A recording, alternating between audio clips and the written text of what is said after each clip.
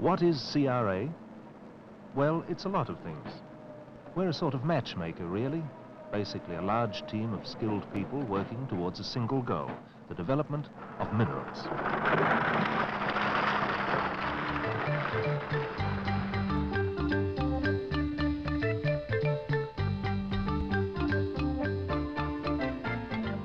In one way or another, our activities touch the lives of everyone.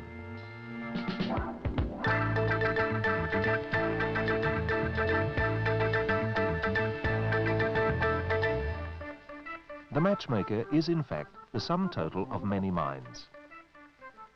It's people establishing policy, weighing facts, making decisions. Activities that, when you put them all together, add up to a highly developed and complex organization.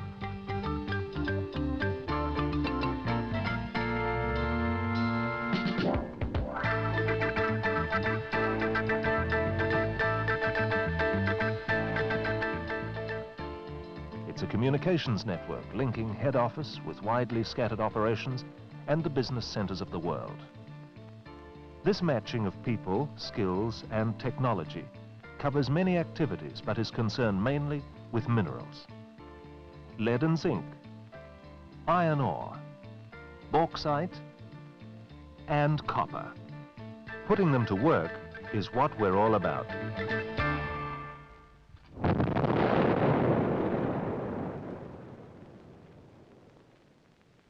At Broken Hill, we have two lead-zinc mines, the Zinc Corporation and New Broken Hill. They form the grassroots of an integrated group, Australian Mining and Smelting. Close to 3,000 people work these mines.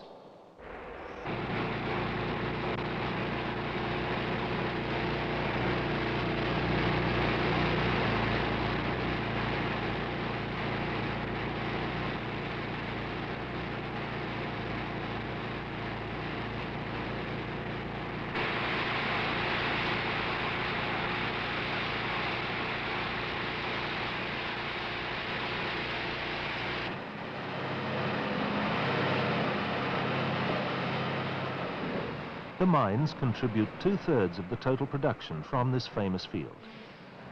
Heavy equipment has helped to make this possible.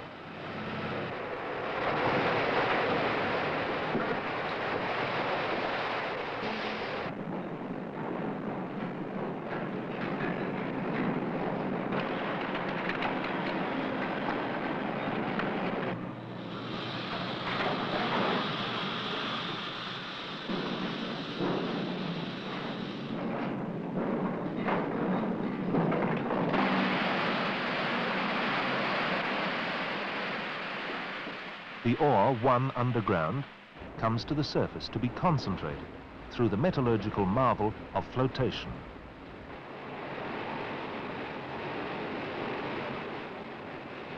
The hill never stops trying to improve techniques.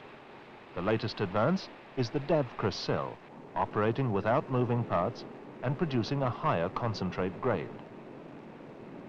Mineral particles float to the surface on bubbles, and the waste remains behind.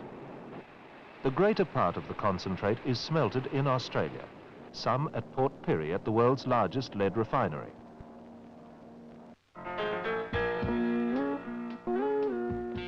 At Cockle Creek, there's another smelter.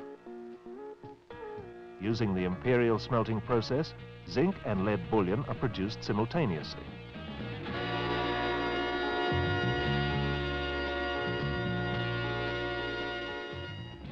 Highly automated, the plant achieves maximum efficiency and control of quality.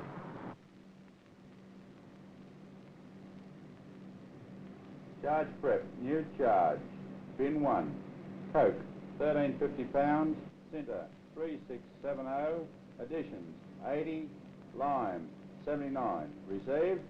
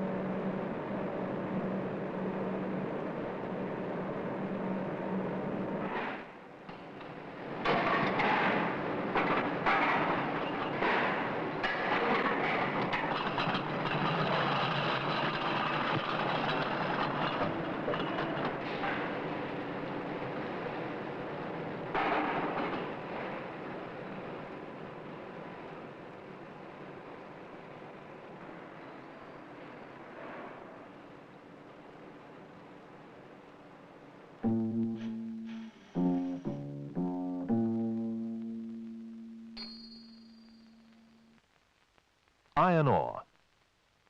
Northwest Australia has one of the largest iron provinces in the world. One of the richest deposits is Mount Tom Price, mined by Hamersley Iron.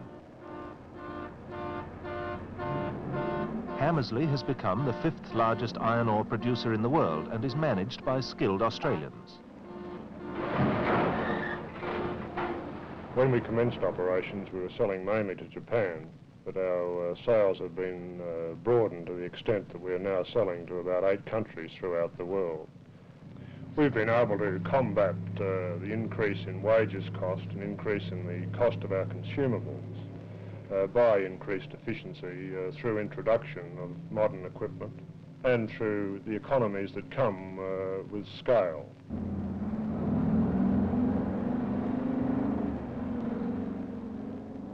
Efficiency and cost control, they're mainly internal matters.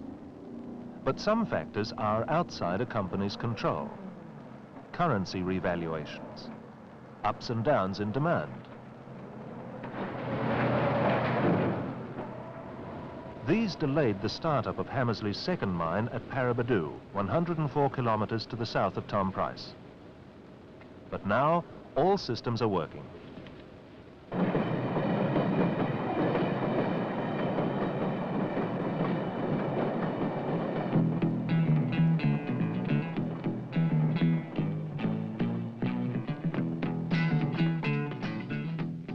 Hamersley is a self-contained organisation.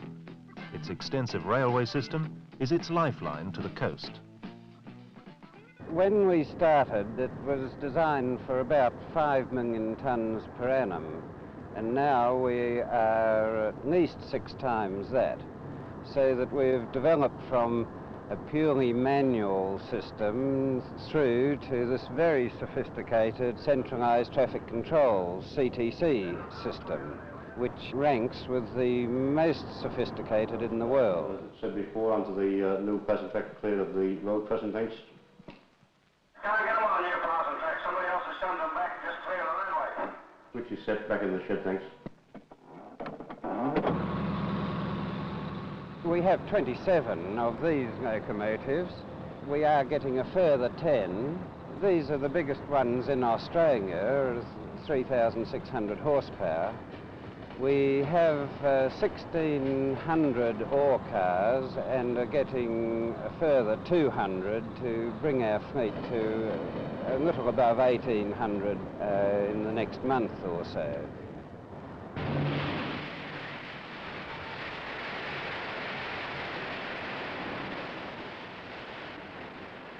Hamersley produces lump ore, fines and pellets.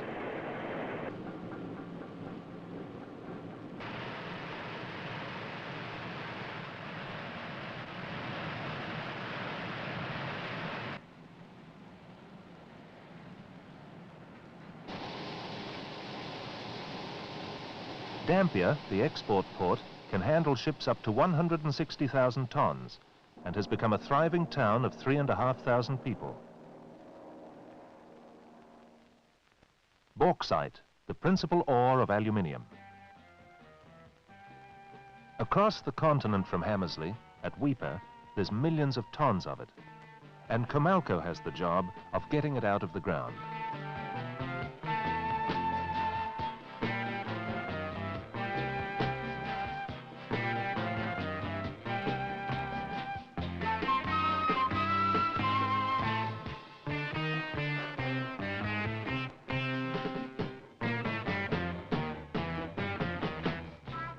From here, bauxite is exported, mainly to Japan. But Comalco is more than an exporter. It's become a complex group of integrated companies, processing, fabricating, marketing. The huge Gladstone plant of Queensland Alumina, the biggest alumina plant in the world, relies on Weipa.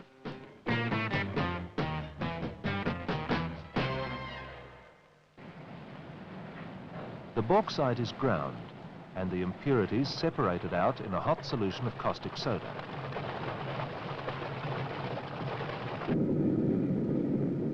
Rotary kilns drive off the water content, leaving a fine white powder. alumina.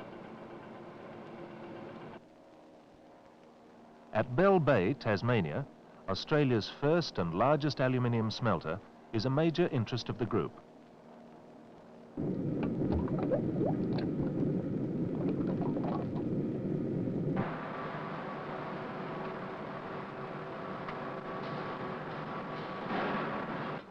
Comalco has become international, gaining interests at Bluff in New Zealand, in Asia, and within the European common market in Sardinia.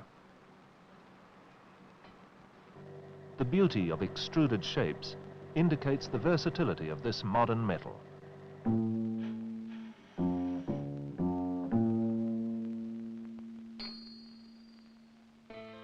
Copper ore. It's mined in many places.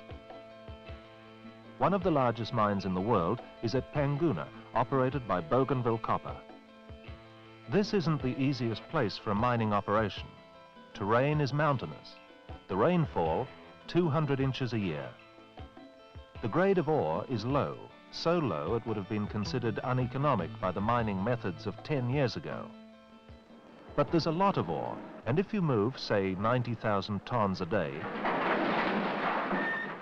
the operation becomes profitable for the company and for Papua New Guinea.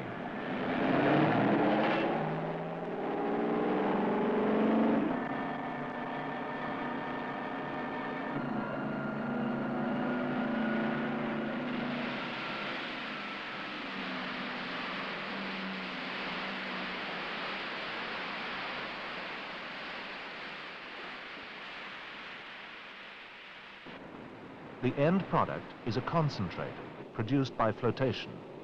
Since the beginning, local people have been taking on increasing responsibilities in Bougainville's operation.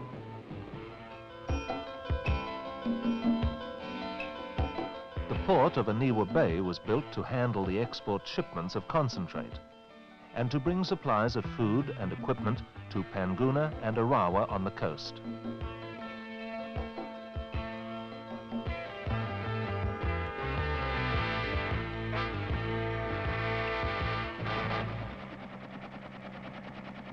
We've said that CRA is people and their skills. Without the geologist, no deposits are ever found. The diverse nature of CRA is partly the direct result of his discoveries.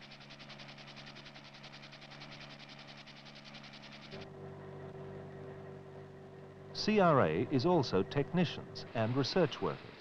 It's proud of the Davkra cell at Broken Hill, and of a new method of on-stream analysis which determines the grade of feed to flotation cells. Signals from an isotope are converted into grades by a computer.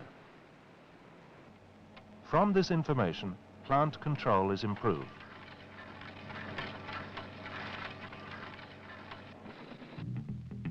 We've been successful in developing continuous smelting processes for copper and nickel concentrates and for steel making. An important advantage of the processes known as WACRA is the reduction of emission levels simply and effectively. CRA establishes new projects, often large in scale and costly to establish. Computers are used step by step to analyze and evaluate the many aspects of a new operation.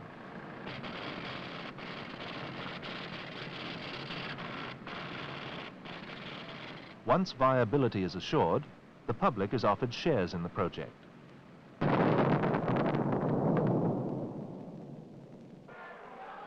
To mount big operations, you need hundreds of millions of dollars. Like the 400 million spent on Bougainville before production could begin.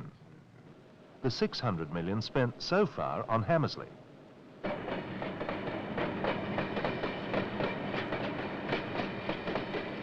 Money to build railways and roads, townships with all modern facilities, hospitals and schools. CRA has the standing and expertise to raise this kind of money, which will, we hope, become increasingly available from Australian sources. We're involved in big operations that change the face of the land and in the problem that has plagued miners since man first dug minerals out of the ground: waste disposal. Dust from the dumps of Broken Hill has been a scourge since mining began, and many ways have been tried to control it. Dumps have been sprayed with oil, but with only limited success, as Reg Gould points out. If you look down there, you'll see the oil. You'll see the white patches breaking through the oil. That is the wind blowing the oil away and breaking the dump up again. And this is what happens. By regenerating it with grass and other plants, trees and shrubs, there's none of this. And this is the way we go about doing it with the drip long. Now this puts out half a gallon of water per hour, each one of these drippers, and it'll take a wide area.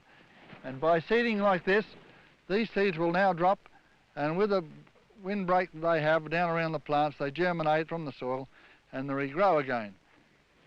We had 20 points of rain 3 days ago, and here is the dust that's still created on this dump. This is remarkable. When you look at the dryness of the soil and see those 3 river gums there, it should be growing in a wet area, growing in this dry environment. I think if these water was taken off this dump in another couple of months, these plants would survive, and they would reseed and continue over the old area, providing we got a little bit of rain, and natural rainfall. Once they're established and down in the dump, it holds a fair amount of moisture down deep. It's mineral water, but these plants will grow in it. A lot of scientists and botanists and them type of men have said that nothing would grow in these dumps, but this has proved that they were wrong, and then we can grow in the dumps with huge success. Broken Hill was once a semi-desert, a bleak, inhospitable place. But people like Reg have helped make it a green and pleasant city. CRA is involved in change because our business is mining, which is fundamental to the moving pattern of life. Whoever you are, wherever you are, life requires changing, flexible attitudes. This is certainly true of our operations and of the people who work them. Where there are local people, CRA tries to ensure that the good that comes from an operation makes up for the inevitable changes to the old ways of life.